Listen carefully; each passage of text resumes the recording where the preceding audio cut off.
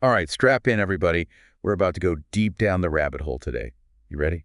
Always up for an adventure, especially one that might bend our minds a little. Or a lot. Well, today's deep dive is definitely in the a lot category. We're looking at the claims of Danny Goler, Goler. Yeah, I've come across his name. The DMT researcher. self-proclaimed, but yeah, that's him. Claims he's found, get this, a hidden code within reality itself. A code. Now that's intriguing. Where do you even find this guy? Stumbled across this, well, let's call it a sprawling YouTube interview, full of tangents, personal stories, the whole nine yards. Sounds like we've got our work cut out for us then, sifting through all that to find the nuggets of, shall we say, scientific gold. You got it. And trust me, it's quite a journey. I mean, this guy blends hardcore science with his DMT trips. Like he's talking lasers, particle physics, then bam, he's hanging out with entities. Ah, yes, the classic psychedelic cocktail. Science and mysticism, shaken not stir, always a potent mix. But before we get lost in the astral plane, what's the core of Goler's claim here? Okay, so picture this. You're under the influence of DMT, right? Not exactly everyday territory for most. Yeah. Then you shine a very specific type of laser, a 650 millimeter diffracted laser, at any surface. And what does Goler claim appears? A complex, unchanging code embedded within everything. Says hundreds of people have seen it. A code visible only on DMT. Now that's a bold claim, and one that definitely warrants some careful examination. Let's start with the DMT experiences themselves. He describes them as hyper-realistic, not your typical psychedelic visuals, right? Exactly. He claims these aren't just hallucinations, but like actual interactions with other realms, entities, you name it. Even tells this wild story about a frog dude who taught him guitar chords. Hold on, a frog dude teaching guitar. That's what he says.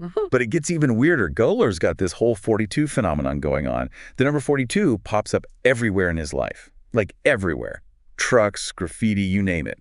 Even his fiancée randomly stepped on a spray-painted 42 on the sidewalk. Okay, now that's either a cosmic sign or some serious confirmation bias at play.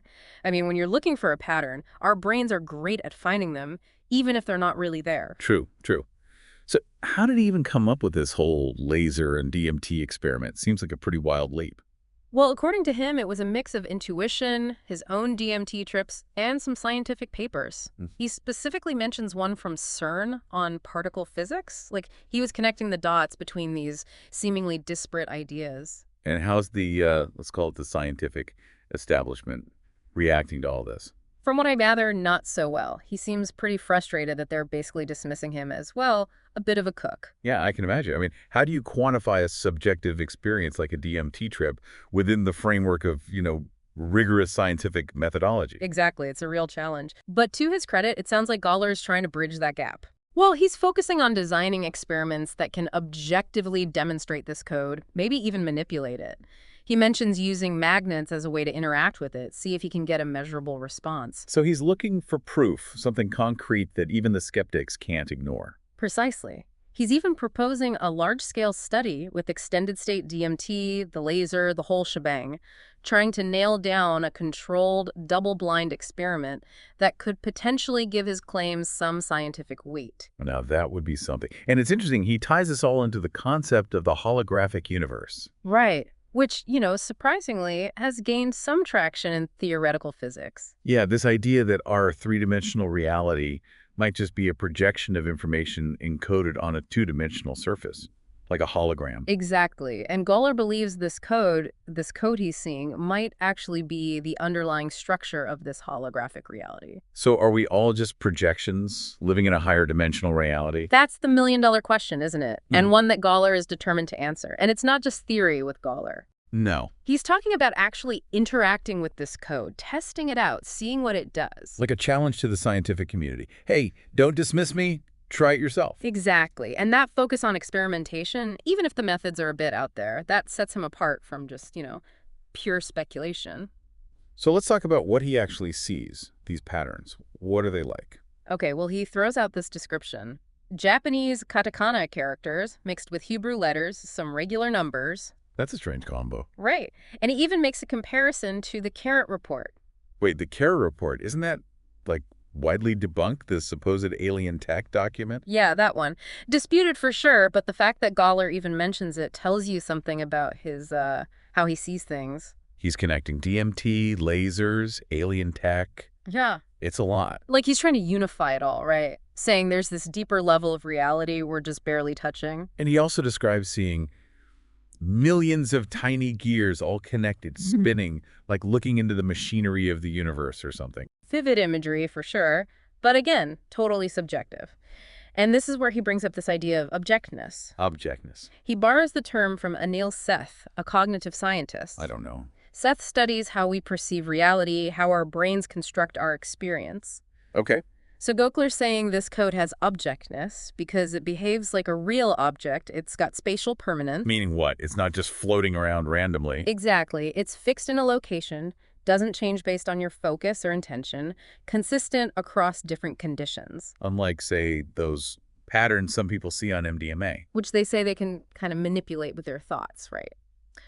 Goler's arguing this code's different. It's fixed, unchanging, not just a hallucination, but something fundamental. He's really drawing lines between different psychedelic experiences, linking them to deeper realities. And get this, his own DMT trips have changed, he says. How so? No more of the classic breakthrough experience, where people feel like they're going to other dimensions. He calls it the real space.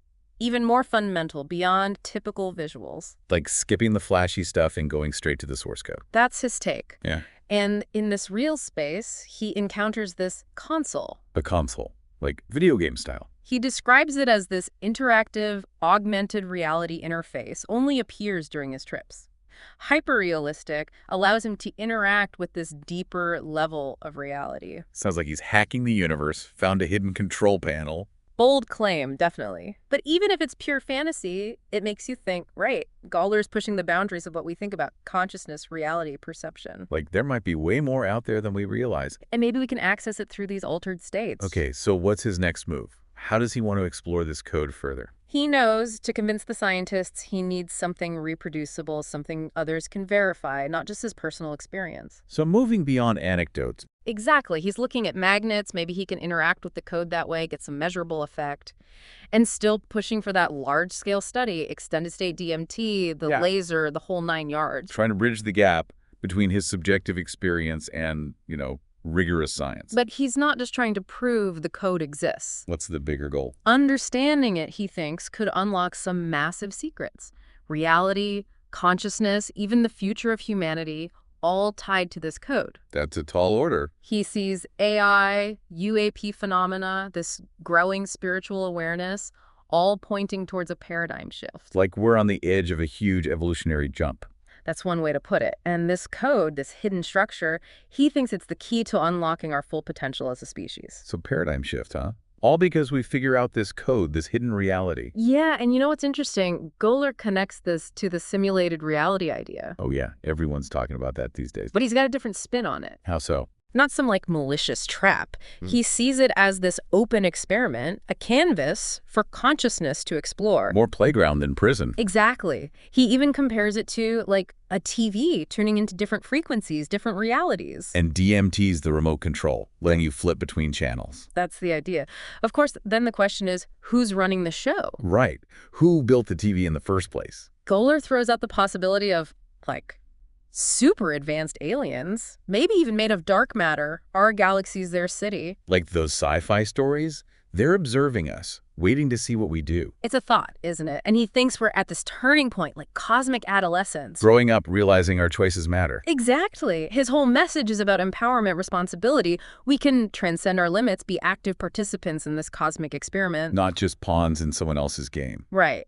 He's saying, shed the fear, connect with yourself, embrace a bigger view of reality, change your consciousness, change the world. What about AI?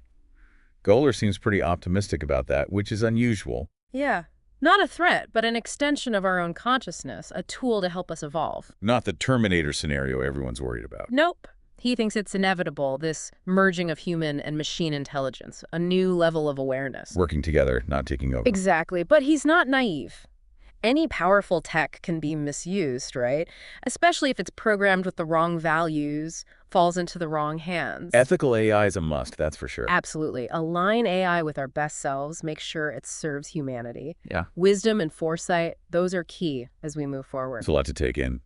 This code, simulated reality, consciousness, AI.